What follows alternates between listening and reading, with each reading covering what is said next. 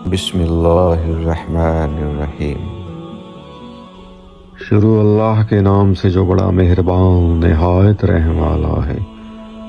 ایک مرتبہ مولا علی جنگ نہروان کے لیے اپنے گھوڑے پر سوار ہو رہے تھے کہ ایک نجومی مولا علی علیہ السلام کے پاس آتا ہے اور کہتا ہے، اے علی، یہ جنگ آپ مت لڑنے جائیں کیونکہ آپ کا ستارہ گردش میں ہے، آپ یہ جنگ بری طرح ہار جائیں گے۔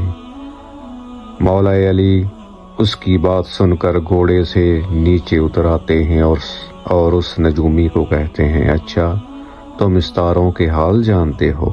اس نے کہا، ہاں میرا کام یہی ہے، میں ستاروں کو دیکھ کر انسان کا حال بتا سکتا ہوں، اور آپ کا ستارہ گردش میں ہے، اسی لیے آپ کو بتایا کہ آپ یہ جنگ ہار جاؤ گے، آپ جنگ پر مت جاؤ۔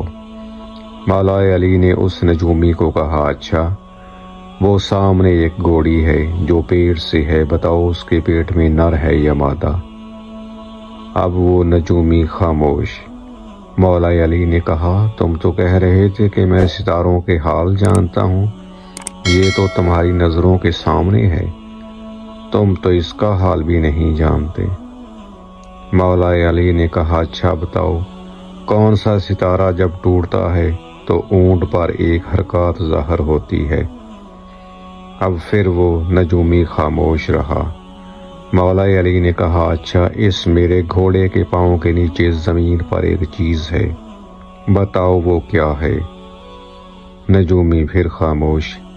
مولا علی نے کہا، تم آسمان کے تو کیا زمین پر تمہاری نظروں کے جو سامنے ہے وہ بھی نہیں جانتے؟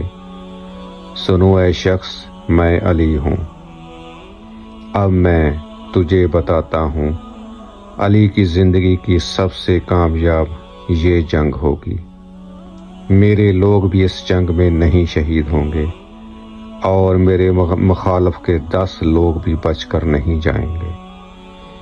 اور پھر تاریخ عالم نے دیکھا اور تاریخ دانوں نے لکھا ہے کہ جنگ نہروان میں مولا علی کا کوئی ساتھی بھی شہید نہیں ہوا تھا، اور حضرت علی کے مخالف کے صرف 9 آدمی باقی بچے تھے۔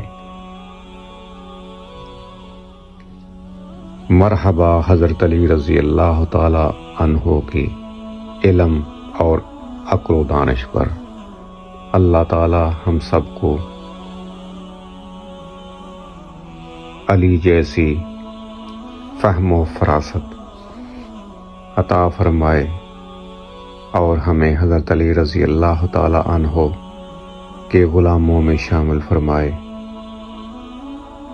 آمین ثم آمین۔